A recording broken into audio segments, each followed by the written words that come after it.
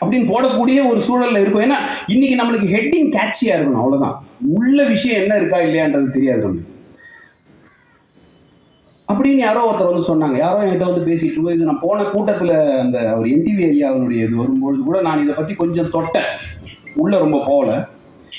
அதாவது நான் அப்போ சொன்னேன், நல்லவர்களை இந்த சமூகம் சரியா நடத்தக்கூடாதுன்றதுல ரொம்ப தீர்மானமாக இருக்காங்க, ரொம்ப தீர்மானமாக இருக்காங்கன்னு சொன்னேன் போன தடவை.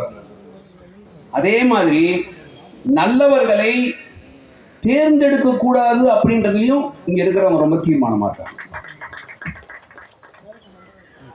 எவ்வளவோ பேர் எம்எல்ஏ ஆயிட்டாங்க, எவ்வளவோ பேர் எம்பி ஆயிட்டாங்க, எவ்வளவோ பேர் மந்திரிகள் ஆயிட்டாங்க.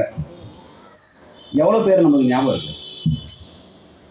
இவங்கெல்லாம் தேர்ந்தெடுக்கப்பட்டவர்கள் தான், இவர்கள்லாம் பதவியில் இருந்தவங்க தான், எல்லாம் இருந்தவங்க தான். எவ்வளவு பேர் ஞாபகம் வச்சிருக்கோம்?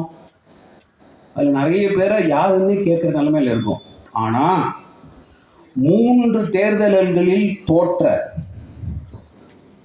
இந்த மக்களால் தேர்ந்தெடுக்கப்படாத ஐயா நல்லக்கண்ணுவை எல்லாரும் ஞாபகம் வச்சுட்டு இருக்காங்க. தேர்தலில் ஜெயிக்கிறது வேற, வாழ்க்கையில் நம்ம எப்படி செயல்படுறோன்றது கம்ப்ளீட்டாக வேற. அவருடைய ஒரு நேர்காணலில் அவர்கிட்ட இந்த கேள்வியே கேட்குறாங்க, அவர் சொல்கிறார், அதையும் இதையும் கன்ஃபியூஸ் பண்ணிக்காதீங்கன்றார். ரொம்ப சிம்பிள், எப்பொழுதுமே அவ்வளோதான் பேசுவார் அவர். பெரிய கொஸ்டின் அது, அந்த கொஸ்டினுக்கு அவர் கொடுத்த ஆன்சர், அரசியலில் தேர்ந்தெடுக்கப்படாததையும் பொதுத்தளத்தில் என்னுடைய செயல்பாடுகளையும் ரெண்டுத்தையும் ஒன்றா ஒப்பிடாதீங்க, இது வேற அது வேறன்னு சொல்லிட்டார்.